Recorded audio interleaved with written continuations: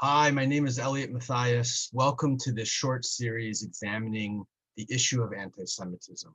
I think for so many of us, Jews in the United States of America and beyond, we have been shocked by the alarming rates of anti-Semitism we have seen over the recent couple weeks.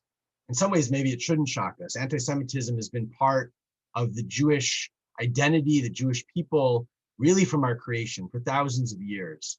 But I think for so many of us, post the Holocaust, really becoming part of American society and other modern Western countries, we have felt to a certain degree that anti-Semitism was on the decline. It was something of the past.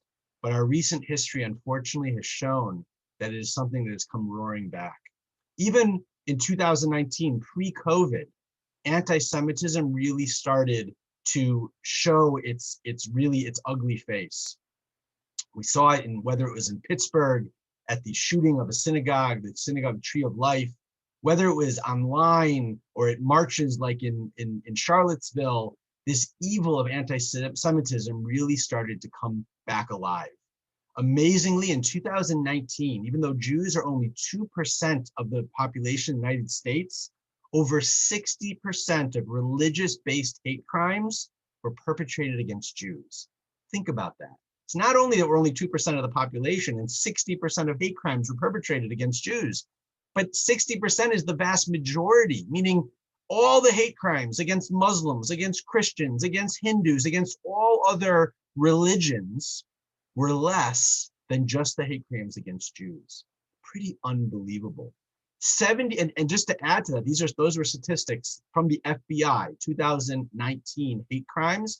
They also said that 76% of Jews say they didn't even report anti-Semitic acts that happened to them. Something has changed, something has shifted. And again, this anti-Semitism has not only just been some snide remarks, some comments on social media, which itself are very upsetting, but they have literally been physical attacks against Jews, Jews in their synagogues, Jews in their homes, Jews just literally out on the streets, walking down the streets of Manhattan. And this is now, in the last couple of weeks, we've seen this come roaring back. Again, Jews in New York City, Jews in Los Angeles, sitting, having a cup of coffee, having a meal, walking down the streets, are being attacked, physically brutalized, punched, beat up, rocks, bottles being thrown at them, even stabbed. This is something that has shocked so many of us. And we're really asking the question, why? What is going on? What is happening that anti-Semitism is really bubbling back to the surface? I think there's a deeper question. The question, like I said before, is yes, this might be shocking us that it's coming back, but the truth is this has been something that's been with the Jewish people forever. The real question is, why anti-Semitism? Why does it exist? And that's something I want to try to explore in these few short videos. This first video, I want to focus a little bit on the uniqueness of anti-Semitism. There are many hatreds in the world, and I'm not in any way minimizing any other hatreds. There's so many, but hatred of the Jew is unique. It's so unique that we have our own name for it. I mean, think about it. If someone hates a person of a different skin color, a different race, they're racist. If you hate a different person because they're from a different place in the world, we're xenophobic, right? There's these generalized names, but the Jew, you hate a Jew, you're not racist. You're anti-Semitic. We even have our own name for hatred of the Jew. And there's other terms that have been coined or brought into the modern vernacular that we use today that really were coined because of the hatred of the Jew. Pogrom, ghetto, Holocaust, all terms that we use today, but really became, like I said, brought into the modern language because of the hatred of the Jew.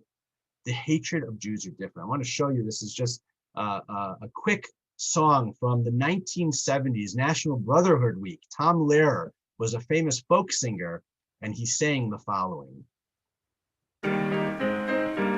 Oh, the Protestants hate the Catholics, and the Catholics hate the Protestants, and the Hindus hate the Muslims, and everybody hates the Jews, but during the Passion of Brotherhood... Everybody hates the Jews. Now, obviously, that's a little tongue-in-cheek, but we're saying there's something completely different about anti-Semitism. So what is different about anti-Semitism? I would put forth that there are four aspects of anti-Semitism that when brought together, they really show us and define for us why anti-Semitism is so unique. The first is the longevity. Anti-Semitism is the world's longest hatred. Now, why is that? The Jews have been around for a long time, right? Jews aren't the only nation that's been around for a long time. There's a few, the Chinese, the Japanese, Native Americans, but there's not many peoples that are in existence today that have been around as long as the Jews. The flip side of that is that the hatred of the Jew has been around for so long, right? Could go back all the way thousands of years. The story of Purim, where the famous story, Haman, right, wanted to destroy all the Jewish people. Going through all the centuries, the different attacks and hatreds the Jewish people have faced, of course, all the way going up to the Holocaust. So number one is just how ancient anti-Semitism is. It's been around for so long. Number two is how universal it is. This is just a picture that you're looking at right now of just Western Europe with different dates that Jews were expelled and kicked out of these countries. We could move this map further to the east to more Central Europe, Eastern Europe, Russia, the Soviet Union, again, and add more places where Jews were kicked out. And of course, in the mid-1940s, where hundreds of thousands of Jews were expelled from Middle Eastern countries. Amazingly, wherever Jews went in these places, they were kicked out. Now remember, in the 1400s, Portugal to Lithuania, there was no text messaging, right? There was no WhatsApp. There wasn't even fax machines, right? These people weren't talking to each other. They weren't communicating with each other. But Jews in these different places in different years were kicked out of all of these different places. So number one, how ancient, how long, the longevity of anti-Semitism. Number two is the universality. Number three is the intensity. I don't like this picture so much, so I'm going to go back to the frame before, but the intensity of anti-Semitism also makes it so unique. Again, like I said before, there are other hatreds in the world. Most hatreds in the world, though, have a evil, but they have some sort of objective. Someone wants to enslave another people. They want to steal their land. They want to, gain something from them. I can think of times, at least 3 times in Jewish history, where it wasn't become our slaves. It wasn't convert or die. It wasn't give us your land or die.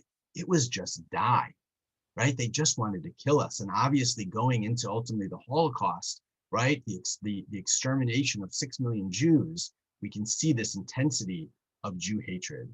And finally, the last one is just how confusing and how illogical anti-Semitism is, right? You can basically hate whatever you want to hate and say that's what the Jew stands for.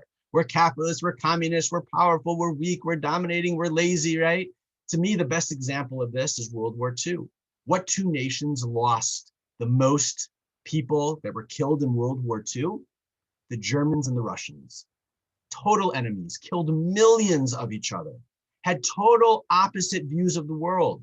Communism versus fascism, the extreme left versus the extreme right. What's the one thing that the Nazis and the Russians could agree on? They hated the Jews, but for completely different reasons. We're going to get into it a little bit more deep, but the Germans hated the Jews because they were communists. The communists hated the Jews because they were capitalists, right? Totally opposite reasons. And we see this so many times in Jewish history. Jews are hated because they're warmongers or they're pacifists, whatever it might be.